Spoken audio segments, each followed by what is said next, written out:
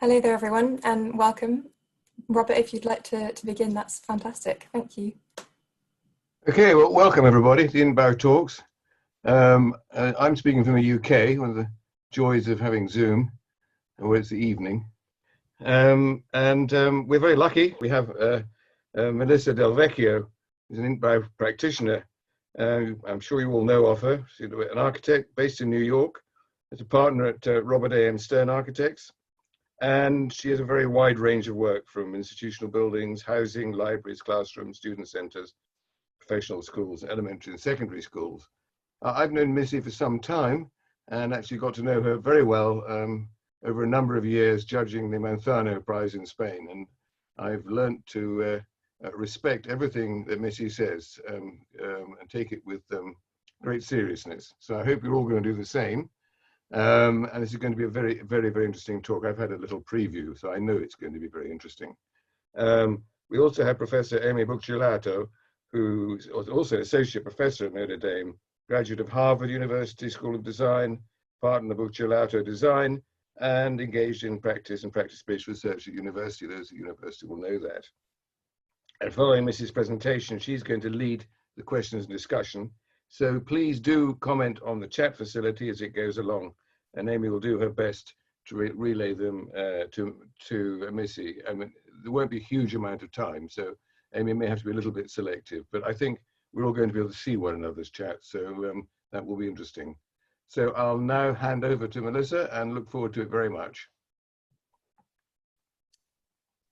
Hello, everyone. Yeah, there we go. So the first very important thing is that you will be getting AIA credits for this presentation. You actually be getting 1.5 HSW credits, which we worked hard to get you for this. I'm supposed to show you these slides to let you know that and show you here all the learning objectives you will have mastered by the end of this half an hour. The next thing I'd like to just briefly say at the start is that I should be showing up in a tiny little box on the upper right-hand corner of your screen.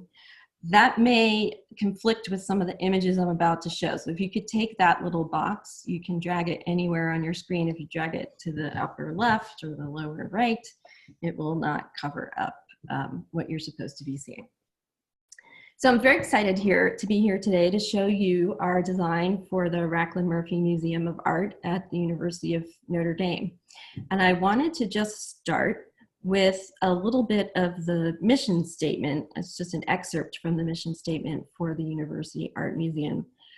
And you'll notice, first of all, that it says Knight Museum of Art. And I have to explain at the outset here that the Raclin Murphy Museum of Art will be an extension of and a replacement for the Knight Museum of Art, but the mission statement remains the same. And the reason I'm putting this here on the screen is to make the point that a university art museum is really a very different place than a public art museum and has a mission to really become an important part of students' education really across all disciplines at the university. And I think I'm a Notre Dame graduate, Amy is also a Notre Dame graduate, and I think both of us recognize that it's a really big leap forward for the university here to be creating not only this new museum, but to be gathering it together in a new arts district together with the Architecture School building, which was completed about a year and a half ago by John Simpson, and a new art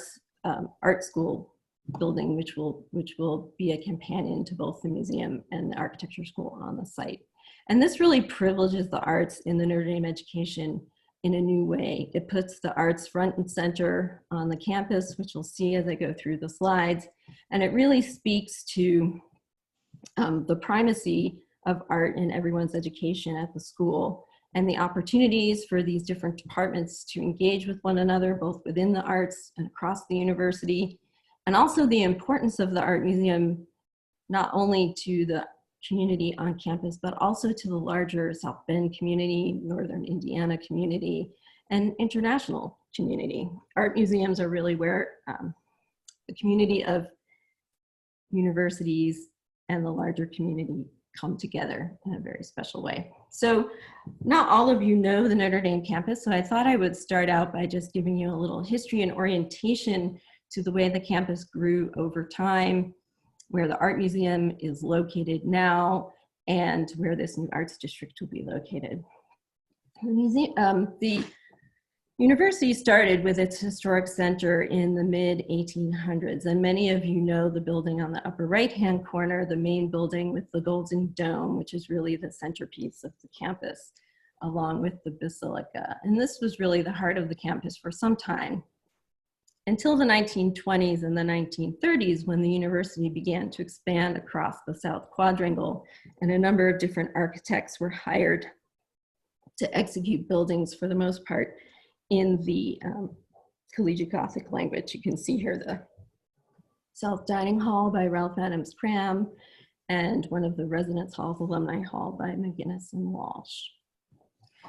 After that, the university entered into a long-standing contract with Ellerbe Beckett, where they started to steer away from the Gothic language to more modern buildings. And this contract lasted for a very long time, I think for 25 years. This was really the language of the campus until after my graduation, actually, when the university saw fit to really return to the Gothic and started to hire a number of different architects known well to the members of INTBAU, like Hammond, Beebe, Rupert Eng in Chicago, and our own office, Robert A.M. Stern Architects, to do some buildings on the DeBartolo Quad at the south of the campus. And the university really went back to this Gothic tradition and really started to produce some high quality buildings around these new quadrangles. And here you just see a little bit of our Stayer Center for Executive Education, how it's trimmed out on the inside, really trying to tie back to that golden dome and the main campus. Now, the Art Museum has existed in a number of different places across campus over time. Originally, like everything else, the Art Museum was inside of the main building until it moved in 1917.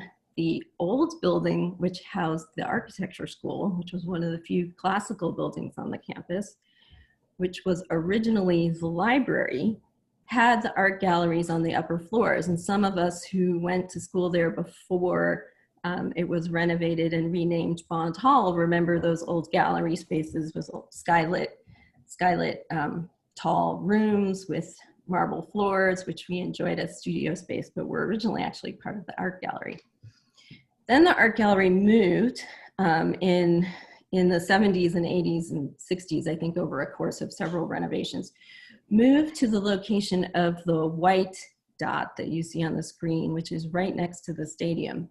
Now, an art gallery, as I said earlier, it's really important because it does have a connection to the community, and it is an asset not only for the campus, but for the community. When I was in school, which was not that long ago, this actually sat on the edge of the campus near the stadium. That was really the end of campus. But now you can see with all this southern expansion, all of a sudden the museum is in the middle, which is a little more difficult for them to meet their more public mission that way. One of the other interesting features about the Notre Dame campus is it's always been surrounded by this sort of green belt, which contains the two lakes. There's the sort of apocryphal story that the priests were really on their way to California and they got caught in a snowstorm, and so they decided to start the campus here instead. All the future students lament that they never made it to California. But the two lakes and a golf course and a cemetery sit in this green belt, which now extends all the way to the south of the campus, where the new arts district is located, which you see just at the bottom of the screen. The other thing that's been added since I was in school is something called the Eddy Street Commons, which is right across from the arts district.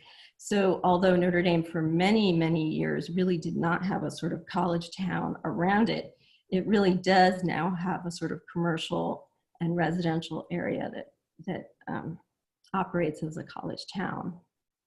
Now, the interesting thing about this museum and new site for the arts district is that it also contains a substantial sculpture park, which was completed by Michael van Valkenburg in 2017.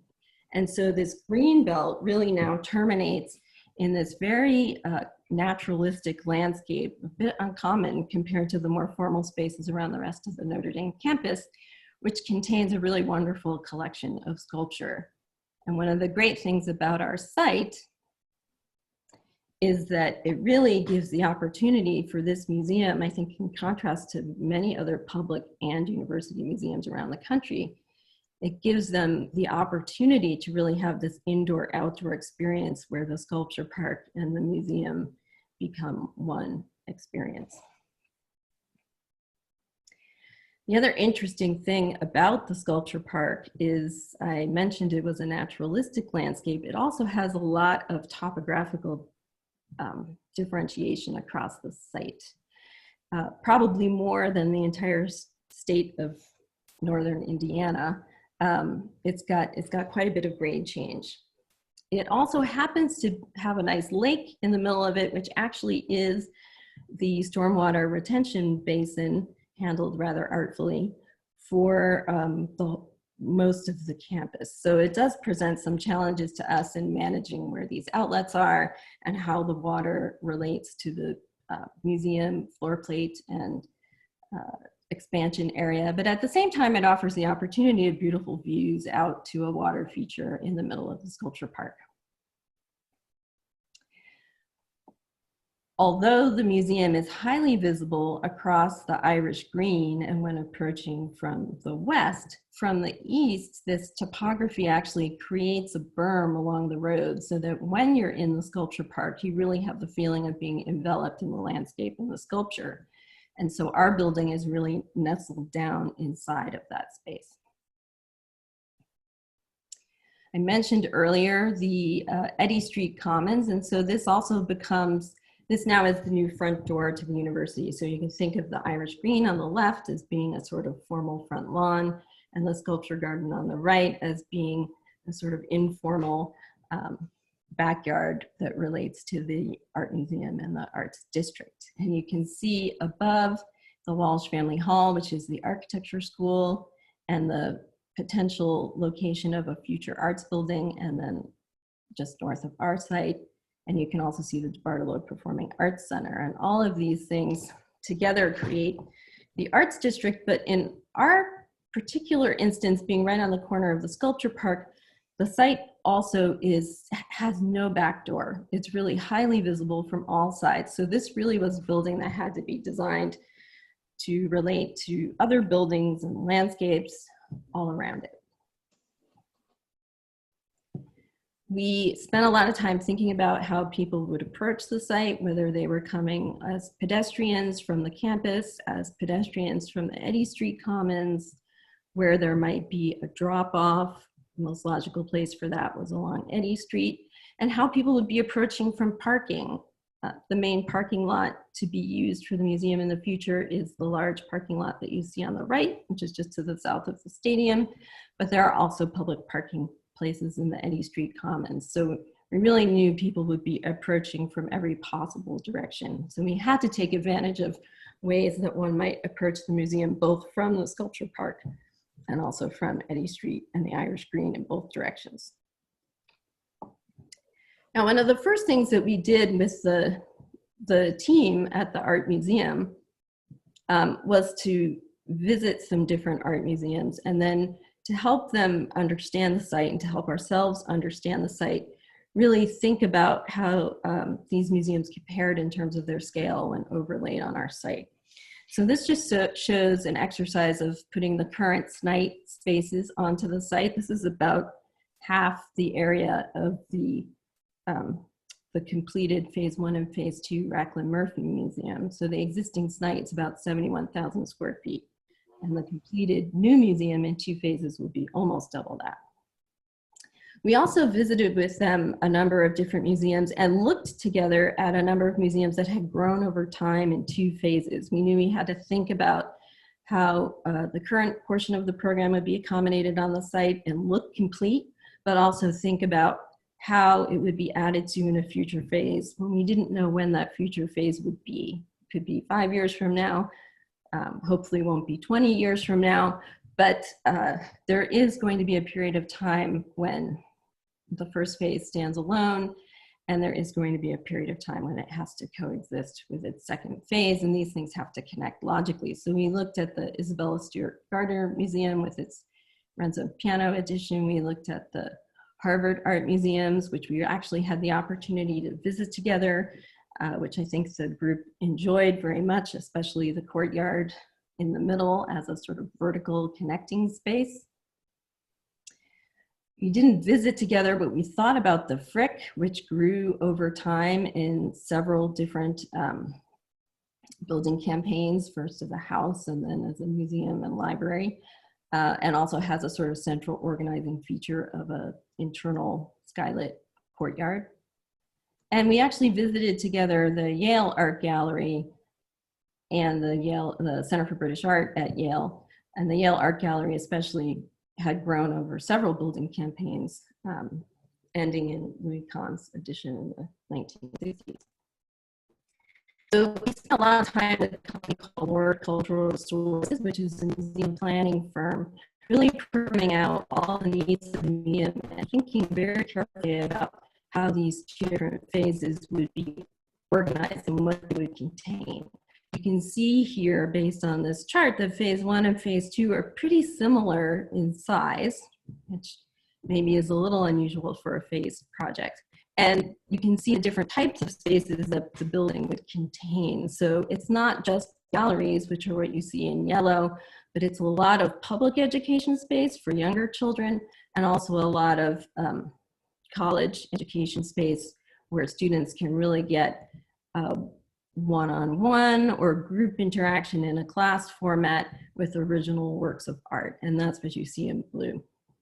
We also talked a lot to the students about public spaces in the building, and there was a real desire to have some sort of a small cafe, not surprising, but really they wanted this space to feel very different than the other spaces they could go on campus. They were really looking for a contemplative, quiet space, somewhere they could go even to study, somewhere they could go to enjoy the views out to the sculpture garden, get away from technology, enjoy the art, and be focused in a different way than they might be in other gathering spaces on campus. So we divided the spaces between the two phases, thinking a little bit about what exists currently in the SNITE and how those spaces could be used in the interim until phase 2 comes into play. So that meant spaces like an auditorium went into phase 2 because there is an auditorium in the site, although we still had to come up with some way in phase 1 that events could be held and lectures could be held in the new building.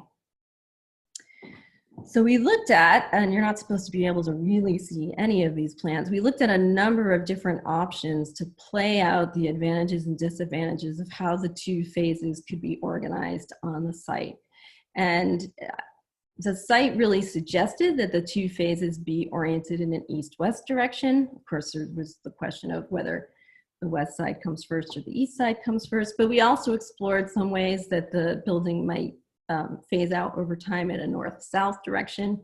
And in the end, it was decided that the first phase should really be along Eddy Street, should address that Irish green, should have a very public face that was both accessible from the campus and accessible from the community, but at the same time have interesting facade features and garden features on the south to be addressing the public community. And that second phase should expand to the east, should really look like an addition to the original. So the Raclin Murphy Museum is the piece on the left, and a future addition could be the Smith Gallery at the Raclin Murphy Museum, let's say. And so thinking about how those spaces would expand over time and how they could be connected. And here's a view that explains that and explains a little bit of the relationship to the architecture school, which you see on the right. So you see the museum building on the left, a very simple rectangle occupying the space on the sculpture garden, really letting that green belt from around the lakes and across the Irish green to flow into the sculpture garden, keeping that open green belt along the perimeter. And then picking up on the language of the architecture school, which is really very different than the language of the rest of the campus. You saw earlier that there aren't many classical buildings on the university's campus, that for the most part, they've stuck with a collegiate Gothic kind of tradition. When they built the architecture school, it was felt really important that they build something classical, really in line with the educational principles at the school. And so we felt it was important, and the university felt it was important, that the buildings in this new arts district look like they are a piece together with the architecture school, that they really present a sort of cohesive face to the university and to the town, and that they coexist as something very special in this corner of the campus. Now, the best way to really explain the organization of the building in its two phases is by using the building section. So you'll see the plans in a moment, but if you imagine that this is a cut through the center of the building looking at the inside. And like many museums, we felt it was important to have a sort of organizing feature in the center of the plan, especially one that could bring in some natural light, because one of the challenges of designing a museum is protecting the artworks, which means that you have a rather large building with tall, lofty floor-to-floor heights with no windows on it, which becomes a bit of a design challenge. So one of the ways that we wanted to deal with that was by creating a central organizing atrium space, which was something that the client group saw at Harvard and other museums and really liked, Harvard and Yale. One of the other features is that we wanted to connect the lower level to that atrium space. So you can see on the right-hand side of this section, as the building moves out towards the sculpture garden, you can see that there's actually a connection, that the lower floor is open to that atrium space, open to where the cafe is located, and that the lower level really becomes a very active part of the important public spaces in the building, and is getting light from that sculpture garden, and is the place where people gather around to enjoy the views out to the sculpture garden. Now, over time, as phase 2 comes into play, we hope that there will ultimately be built some kind of double height skylit sculpture court between the phase 1 and phase 2 parts of the building, which will help to connect them, create a little bit of a visual break that may have exterior, that will incorporate the exterior facade of our first phase, and may also incorporate a facade feeling a bit like an exterior of the second phase, in the way that, say, the Metropolitan Museum or other museums over time actually create an interior feature out of former exterior facades. Then you see on the right-hand side, the phase 2 portions of the building. A lot of phase 2 is dedicated more to that study space. The ground level is still a suite of galleries, but the upper floor is really space for students to interact with the art. It's a Works on Paper study center. And then below that, you see the auditorium, which is really where the bulk of the public spaces at the lower level end. So here you can see those floor plans, basically a suite of galleries running around the atrium, the open to below space connecting the lower level, and the loading and processing area to the north. Loading docks seem like kind of a boring subject, but actually they're critically important to the planning of a museum. Everything has to, large works of art have to make their way into the building, to the processing areas, and around to all the galleries. And so that really was a critical point of study for us. There's also a learning commons on the ground floor, which is where younger school children from the community might begin their visit to the museum. You see in phase 2, it's really an expansion of simple gallery spaces at the ground level, possibly a conservation lab at the ground level, which would allow students to learn not only about art when they come to the building, but about professions in art conservation or professions in art curation. And then also a large garden lobby at the back. So really maintaining the same idea that we have in phase 1, that the building's very open towards that sculpture garden. At the second floor, you see a similar suite of galleries. Something that's a little bit unusual here for a museum is that we also have a chapel, which is intended to be a sort of contemplative meditative space that really is a part of the gallery experience. It will likely be designed together with us in conjunction with an artist. So actually the room itself will be a work of art and will also contain some of the key pieces of the university's religious collection. There's also a boardroom here, which could in the future become gallery space, but especially in the first phase is important because there isn't much administrative space here. So it's really a touchdown point for important meetings of the board or the advisory council. And you see in the second floor on the second phase, which would be connected by bridges across that double height sculpture gallery, the Works on Paper Study Center, and the administrative offices, and then some of those other key classrooms, object study rooms where students interact with the art. At the third floor, tucked up under the roof of phase 1, are the studio spaces that go along with the younger student experience. So this is where students from the community of South Bend, they might start their journey through the museum at the ground floor, and they might come up to this level to do actual art projects and actually engage with things and in a different way. And this also provides offices for the people who run those programs with the young students. And phase 2 actually steps down and becomes a little bit lower. So both in plan, it's a little bit smaller, and in its section and height, it's a little bit lower, really creating a sense of primacy for the Raclin Murphy Museum first phase. At the lower level, you see is mostly collection processing space and mechanical space, but at the core of the building is the heart of the 20th century galleries and another object study room where the students interact with the art. And then in phase 2, the auditorium, the public experience of phase 2 really ends at the auditorium, the bulk of the rest of the lower level space being dedicated to staff areas and collection storage and object study. This gives you a little sense of what that central atrium space feels like. It's a very, has some vaulted ceilings and openings that are both circular and nested within a square. It's a kind of sculptural space, a space where you come in, get a sense of natural light coming from above, and where the first thing you see when you arrive is art. You know, really making the point that you've arrived at a place that's different than the other buildings on campus, and then allowing you that view out towards the sculpture garden. There's a combination of more traditional galleries upstairs and also more contemporary galleries upstairs. They have a slightly different architectural flavor to them in support of the art that they display.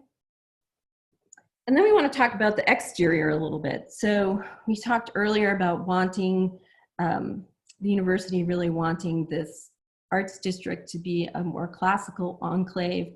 Here you see an image of John Simpson's School of Architecture, which is broken into a series of volumes like a little village around a courtyard. The main entrance space being on the right-hand side, the little temple called the Hall of Casts. And this building uses both a kind of yellow brick, which is characteristic of some of the oldest buildings on campus. Most of the campus is variations on that sort of buff brick theme, and a little bit of red brick to differentiate the studio space in the building.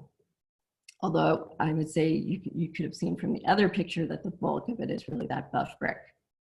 Then we launched into considering how one really goes about designing a completely windowless building and thinking about how to create a sense of scale, shadow, proportion when windows are not so much a part of the composition. And so we looked at the different techniques that other classical buildings use to create a sort of panelization or to bring some art to the outside of the building in the form of either sculptures or maybe carved written pieces in panels.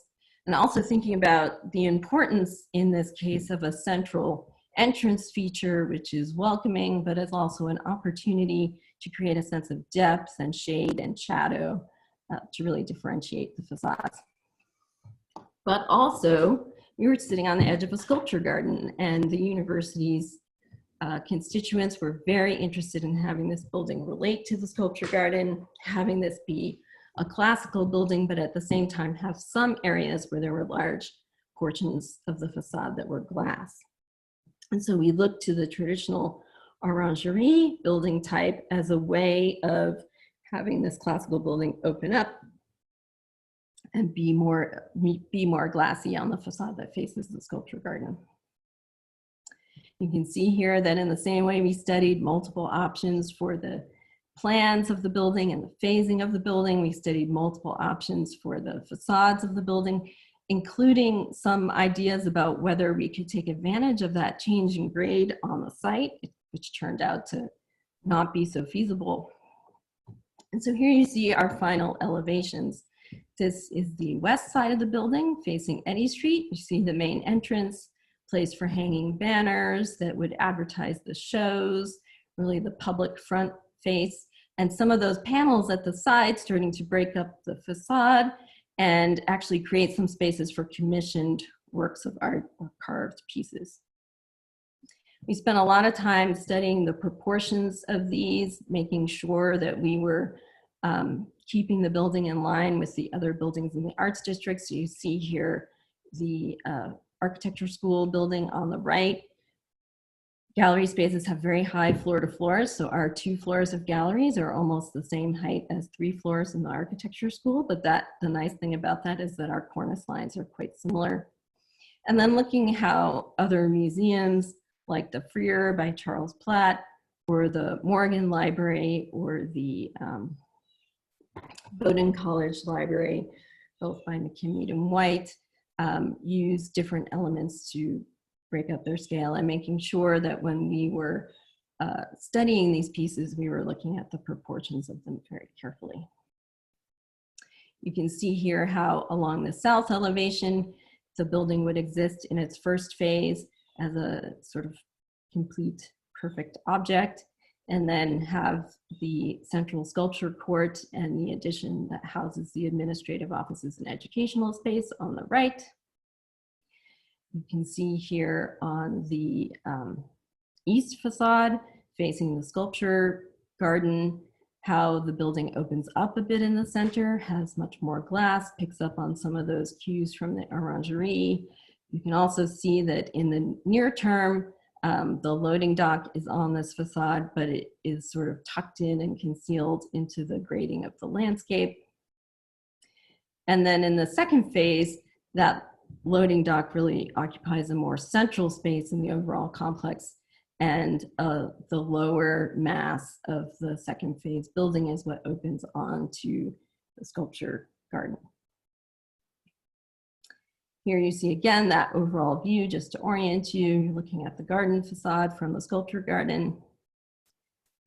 Here you see a 3-dimensional view of that entry facade, so you can see how we're using the same materials as the architecture school, the buff brick, a cast stone in the limestone color, and you can see how this relates to the tower and the temple form of the Hall of Casts at the architecture school, creating a public plaza with some sculptures to really identify, to really bring that sculpture garden around to the sides and the front of the building.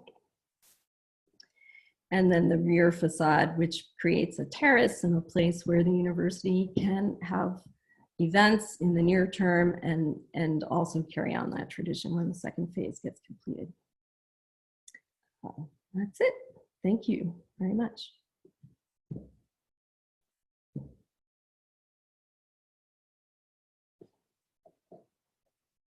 Amy, are you there? Let me just get back on here with my camera. Missy, thank you so much.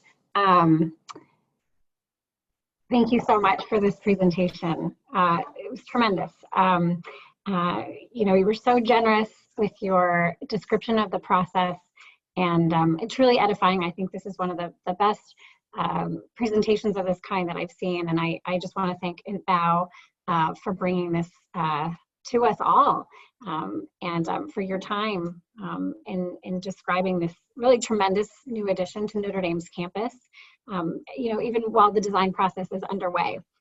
And from where I sit, quite literally, can't wait to see this building come up out of the ground, because the site is right over there. I wish I could show everyone.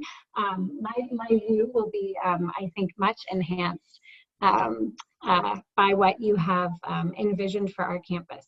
So, and thank you for such an excellent introduction to our campus, because you know it well and I know it well. But now everyone who's attended this event knows it and its history and its architecture. So thank you for that. And your work on this campus, I'd say particularly, what we can see through the Stair Executive Business Center, or the Stair Center for Executive Business Education, is really one testament to your abilities to work collaboratively and cooperatively within a campus master plan. And as a firm, RAMSA and you with RAMSA have worked on many campuses and within many different master plans. So I'm interested to know how or if this was different. Well, what's interesting about this one is that we're creating this whole new arts district. And so this really is a departure for the university, both stylistically in moving not just one building, but actually a whole series of buildings into the classical language to really distinguish them as their own district, but also the excitement that comes from the possibilities that brings for the architecture school, the art school, and the museum to be working together on different initiatives, and also bringing the museum back to the front door of the campus. Like I said, when I was in school, or when you were in school, everything sort of ended at the stadium, and the old Snite Museum location was actually, very much at the front door. But over time, it's really been buried in the middle of campus, very hard to get to. So it was interesting here to have this opportunity both to create an arts district that's important to the educational mission of the university, but also to bring that important program component of the museum back to the front door for the community. Yes, I mean, it truly does become sort of front and center to our campus, this new arts district, of which the Raclin Murphy will be a part. And so in looking to partner and to create a composition that includes the architecture school and then also the fine arts building that you showed on your site plan that will sit eventually in between these two. Has your vision for the Raclin Murphy Museum included or enabled you to engage in a discussion with the university about a vision for that entire suite of buildings? Well, so we weren't hired to do that necessarily, but we never can help ourselves in sort of thinking about that a little bit. It's very hard to design a building on this site next to the architecture school, knowing that there'll be something in between without thinking a little bit about how all those pieces relate to one another. I think when the university was studying the architecture school, they had done some very early studies of how the art school might relate to that piece. But I don't know they had carried that through to the south to think about how the museum was a part of that composition. So we did make some suggestions along the way, and who knows what will happen with that. I think mostly our suggestions had to do with light coming into courtyards and how the art school might relate both to the architecture school courtyard, but also to the museum, because I think the art students will have really nice, very ready access between the two buildings, and it will become an even more important part of their educational experience maybe than it is now. So we did talk about that a little bit. I mean, there's always the grand opportunity would have been for the university to be able to study and build all of these things at the same time. But that never really happens in reality. So you do the best you can at making sure that you're setting something up for the future that allows a number of different responses to the buildings that are not there, but you're leaving space for something smart to happen, and you're leaving flexible. Yes, great. Well, so one of the things that I think I'm captivated by, both from your presentation and also from where I sit, looking out over the site, you talked about many of the complexities of the site, or maybe just challenges. There's water, there's rare topography. For Indiana, we've got exposure on all sides. There's no back to this building. But can you elaborate maybe a little bit more on what you saw were the opportunities of the site? Because we always have to find some, and maybe you could tell us some more about that before we talk a bit more about the architecture.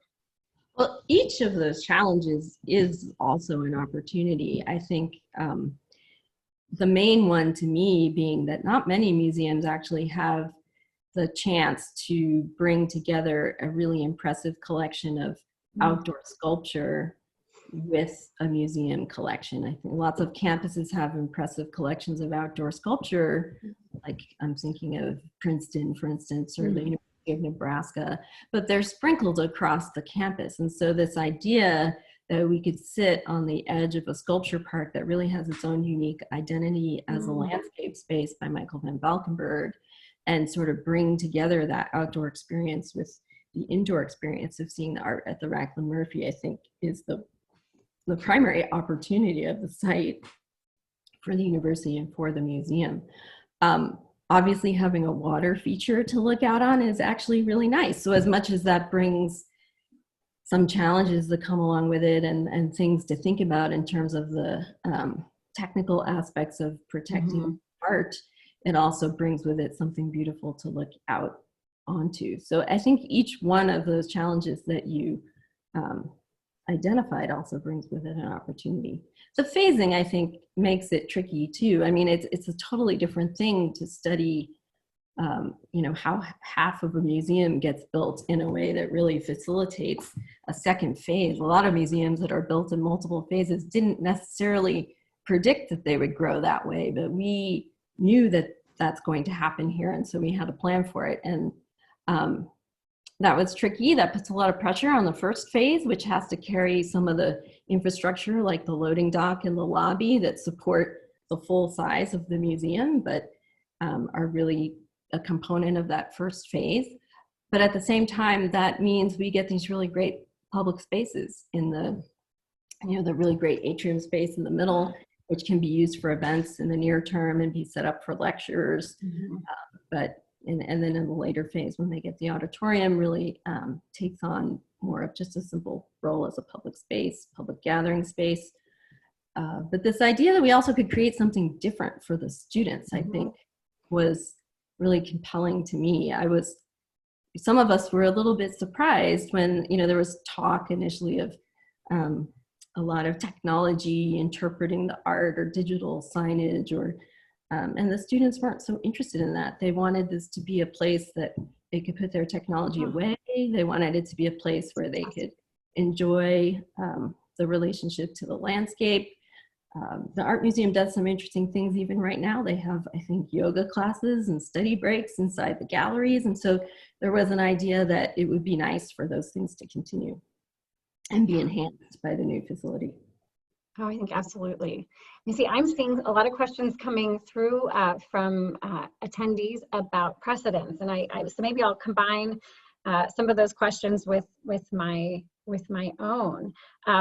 So you described in your presentation your process of identifying appropriate precedents for the project, given several of those initial constraints, namely those related to the building's program and function, and also the emphasis that it be a classical composition. So sort of the confluence of those things. Can you comment whether this is like a typical process for Ramsar, this precedent analysis, or can you speak about it more generally, and then even more specifically to this project? There's a question from an attendee about whether you all tested asymmetrical compositions alongside the symmetrical schemes that you studied early on. Lots of questions rolled up in one thing. Yeah, sorry. So the precedent process, I think in general, I'm just interested to know more about that, whether that's a general process with Ramsar or that's one of your own, and then maybe just about symmetrical versus asymmetrical and how you got it. So the precedent process really is the heart and soul of what we do when we're designing a building at Ramsay. We have a library with over 13,000 volumes. Fortunately, a lot of it is scanned. So even in this remote work world, we have access to an awful lot of things that we use in our work in the office. And, you know, it's important to me always to find, I think of looking at precedents in a lot of different ways. There's identifying precedents that help you decide how the building is going to relate to its context in terms of the architectural character, let's say. And in this case, that was very well defined for us. We knew that the university wanted this to be very much a piece together with the architecture school.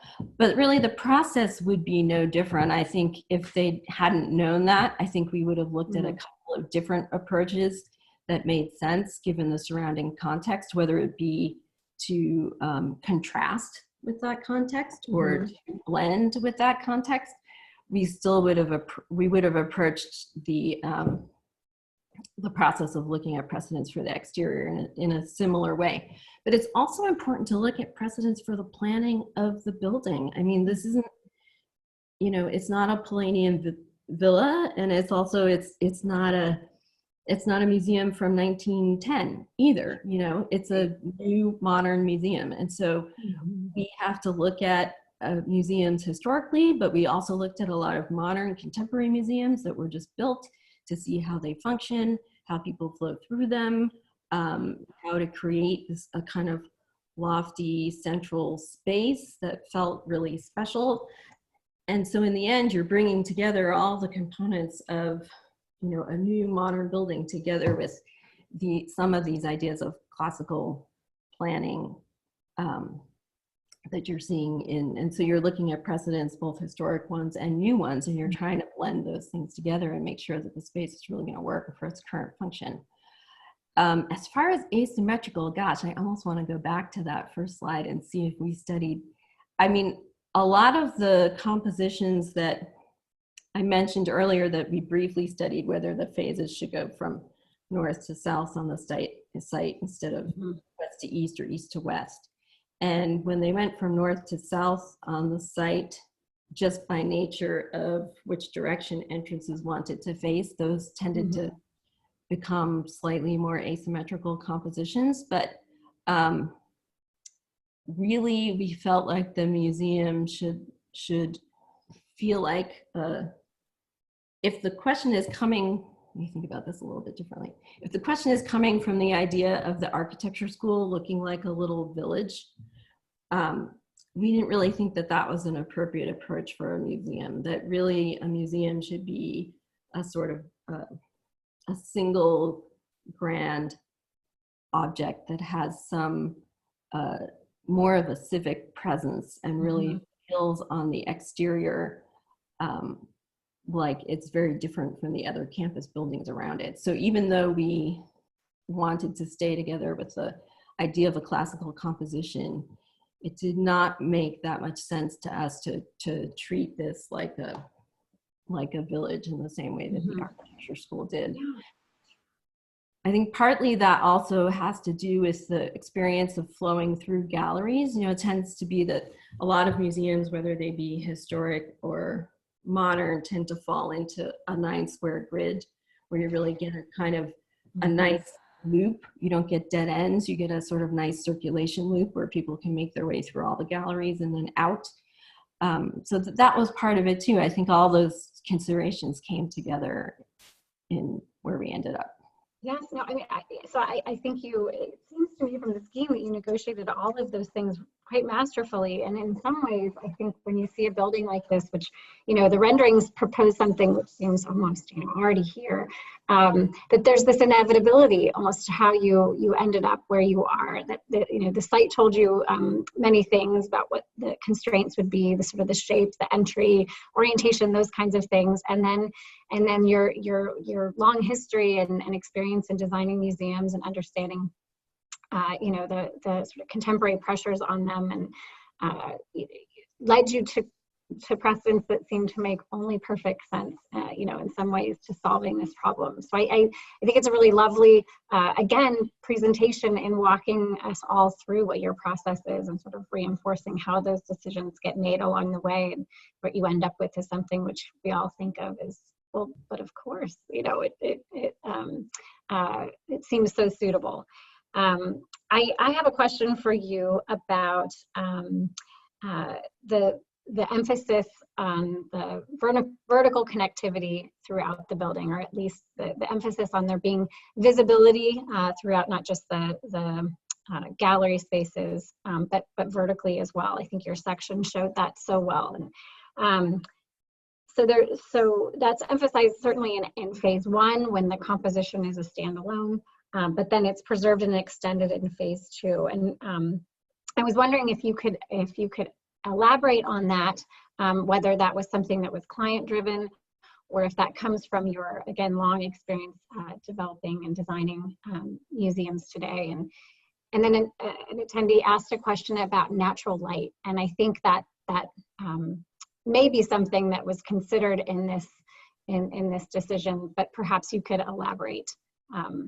Yeah, the two things are related. So, you know, connection across multiple levels in a building is something that we always try. It's something that's very characteristic of museums. There's often some central space that connects you in the middle of the museum or brings you up and allows views from different floor levels.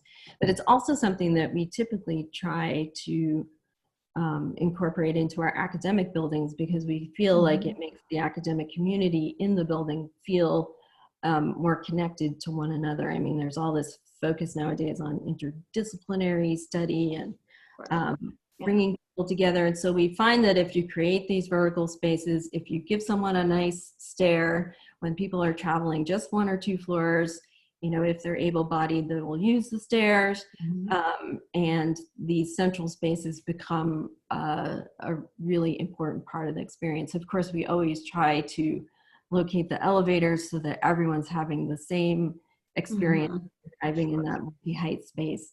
But we find that they're important connectors through the building. And here, especially where we, you know, discovered along the way, because of the proportion of different program elements in phase one and phase two, that we would inevitably have to have some galleries at the lower level. It became really important. We initially studied some ways that the lower level could actually connect out to the sculpture garden, and use the topography in the sculpture garden as a feature of the design. That turned out not to be feasible, which meant that it, for various reasons, which meant that we really wanted to think about how to connect that lower level on the interior of the building. So that's where the idea of not only having that central atrium space, but having another opening to the floor below that would help connect phase one and phase two and help those lower level spaces really feel like a prominent and important part of the building became especially important. What was the second part of the question? Was about natural, I think, natural light. Yeah, so the museum, you know, museums deal with natural light in different ways. Either some museums let it in through the roof, but they spend a lot of effort on figuring out how to diffuse it. So use natural light in the galleries, but spend a lot of time figuring out how to control it. In this instance, you know, the client really felt like they wanted to protect the art, and they really didn't want a lot of windows or skylights into buildings. We did study some layouts that would have been more compatible to that kind of approach than others. So the central atrium space really became the way for us to introduce natural light and the feeling of night and day and into the center of the building. So every time you come out of that gallery loop, you get a sense of rest. You know, we all know the concept of museum fatigue, where you really need to kind of shift your view every once in a while. And so there are a few moments where around the perimeter of the building, you're allowed to view out into the sculpture garden from the galleries, but really that central atrium becomes a place to kind of reset your view and get out of the gallery experience for a moment, enjoy some natural light, and have a little respite. Well, that's great. And thank you so much for helping us remember that these buildings, especially this one, as you see on this last slide, will be meant to be experienced both night and day, and that you consider those different light conditions and even the experience of the interiors when it's not just, daylight. When can we expect this building? What's the construction schedule? So we are finishing the construction documents. I should say we're starting the construction documents now. We'll finish them sometime in the winter, and then construction will start shortly thereafter in the spring. Right, great. When the ground is not too hard and not too soft. That's fantastic. Well, wonderful. This has just been such a great event, Missy. Thank you so much. So much, praise I see on the chat for letting us into your process and this sneak peek and this really tremendous addition to our campus. We're so fortunate to have you and your talent here. And I think we're all really grateful to INTBAU and the directors of INTBAU and the supporters of INTBAU for putting these kinds of programs together. And when we can't get together in a room and look at these slides with you together, I think this is really a fantastic alternative. And thank goodness for technology and Zoom. Everything, like every constraint, it also offers opportunities, right? We wouldn't all be together with Robert and everyone in London at the same time if we weren't doing it this way. And it makes it pretty easy to say yes to these requests when all you have to do is log in from your living room. Oh, it's fantastic. So thank you. And thank you, Bob, for the introduction. Missy, thank you really very much. I haven't asked any questions because I didn't think it was right to do so, but I'm not going to either, but it's always really interesting to how architects describe their own buildings. And what's really interesting and what's really good is how this is both great architecture, but it's also intensely practical. I think it's really wonderful the way you describe producing a good classical building in a straightforward, practical way, and without lots of high-flown rhetoric. I don't mean that rudely. I mean, actually, this is good, straightforward description of a very high-quality building, and I'd really like to thank you very much for that, because it was fascinating, always interesting, and this is really what INTBAU is for. INTBAU is a network, and as Aimee already said, there are good things and bad things about this virus, but one of them is that it's actually introduced us all to a much more effective way of international communication. I'm looking forward to coming to Notre Dame and seeing you all face to face in New York again, but it's wonderful that we can do this. And thank all of those who joined in with this, who have questioned and watched it. And I wish I could see you all and speak to you all, but I think we've done the next best thing. So thank you all very much. And thanks Jules, who's been in the background, by the way, managing all this from INTBAU. So thank you all very much, and I'm going to wish you good night, but for you, I suppose it's not good night. Thank you very much. Good midday. Bye-bye.